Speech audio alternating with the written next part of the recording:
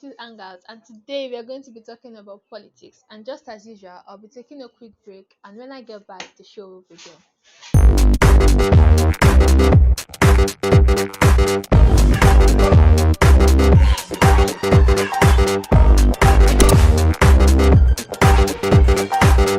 Alright, welcome back, guys, and I still remain your number one and amiable host, Trigger. And just as promised, I have my guest on the show already. Can you introduce yourself to the viewers, sir? Simply Farouk Adeniyi Akintunde is my name. Alright, thank you very much for having us today, sir. So, discussing about politics. What was the zeal behind politics? How did you go into politics? Did you just wake up one day and decide that okay, or something pushed you, or someone motivated you? What exactly brought about you going into politics? Well, if I say it is hereditary, it is not out of place. I am from a family background where blooded politics is at play. I am once again Farouk Adeniyi Akintunde from the Akintunde's families of Isalejim and Shoemimo families of Iporo Shodeke. My father then was an active politician, and during the Second Republic, he was a chairman of the defunct National Party of Nigeria.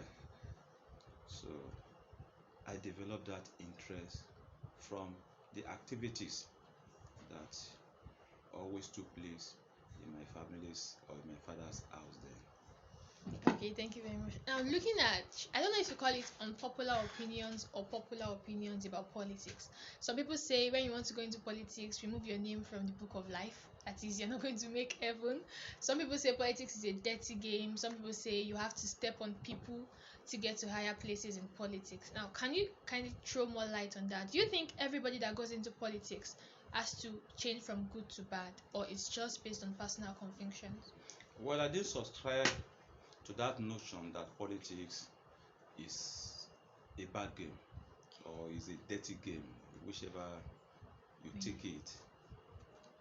To the best of my knowledge, politics is like any other field of human callings. It depends on the perspectives to which you look at it. But the most important thing is that if you want to be a distinct politician, you have to be principle minded and you have to be God fearing. When you are God fearing, all other things will work for you and you will not be blackmailed as being playing a dirty politics. More importantly, one of the challenges we are facing or politicians are facing is that some believe politics is actually a profession. No, it is not a profession. If you want to be a successful politician, you have to have a second address. When you have a second address, you have things you are doing, you have something you can lay your hands upon, then I can tell you you'll be a successful politician. Okay, that's very, very nice. So politics is not a profession. You need to have other side businesses Yes. too. Okay, so yeah, so how what would you say is your most memorable event in politics? Like maybe the most memorable day or the event or that particular time you cannot forget within this period of being in politics. Well, so far so good, everything has been good. But there is this a particular year that was around 1992 then. It was what we can call a black day. Then I am under the tutelage of Chief Alani Bankole, popularly known as Caterpillar Chief S.O.A. Bankole. We are in the National Republic Convention then, and he is contesting for governor of Ogun State, and we have another camp in that party as well, the Aderupokos family. So we went to Lagos for a meeting, and the meeting resulted into a big fracas.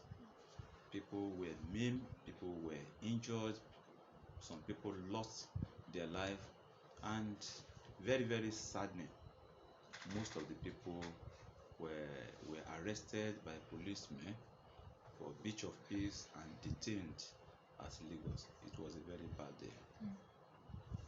Okay, yeah. So when you were answering my question and you said something about 1992, that means you've been in this game for a very, very long time. So would you say that there is any difference between politics then and politics now?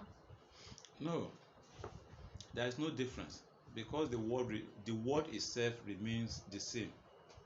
Nothing has changed. It is the people within the system that is changing, that is revolving. Yeah. So it depends how you practice what we call politics. Politics. As far as I'm concerned, I am principle minded. I have a policy. I have I have to continue to believe in what I want to do Yes. for the benefit of my people. My cornerstone in politics is to serve. Yes. I have the passions to serve.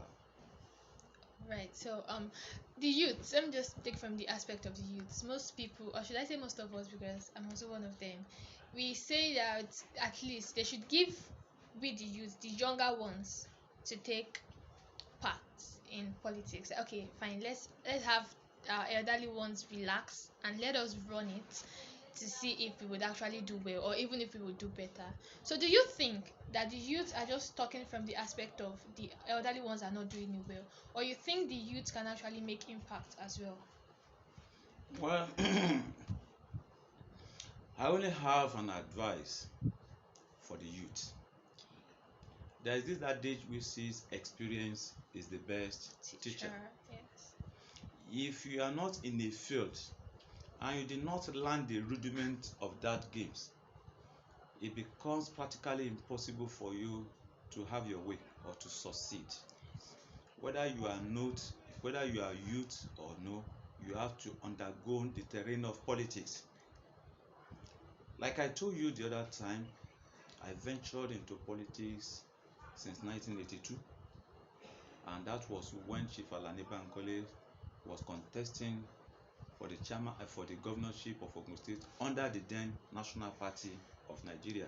We formed the youth nucleus wing of his campaign organization. And if you now subtract 1982 to 2021, I think we are talking about 38 years, 39 years in politics. How will you now compare my experience, my exposures, my understanding with any youth that is just venturing into politics today? That is very It true. is very, very uncomparable. Yes. So, do you think that you can be offered a substantial amount of money in, I don't know, or property that might want you to quit your aspiration or passion for politics? Well, thank you very much.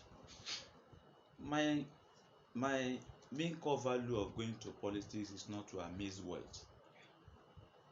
I am contented with whatever God has given to me. I have a house of my own, I have cars of my own, and all my families are doing well. So my priority going into politics or going into governance is not to loot, is not to look for unnecessary money.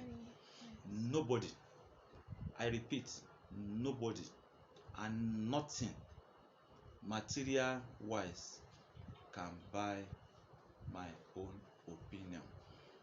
When I'm subscribed to an opinion, it is total, and nobody can take that one away from me.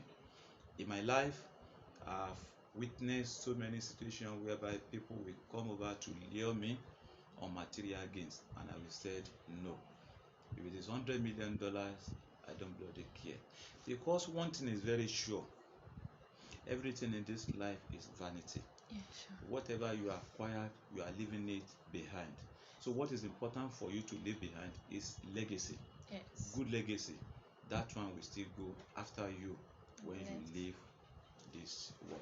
Yeah, thank you very much for having us today. So you guys have heard it from the horse's mouth. Aside from politics, you need other things to let you stand and also earn. So you don't come into politics with the mindset of looting. So thank you so much for joining us. Don't forget to follow the conversation on all of our social media platforms. I see you, your number one and amiable host, Sugar. Till next time, bye.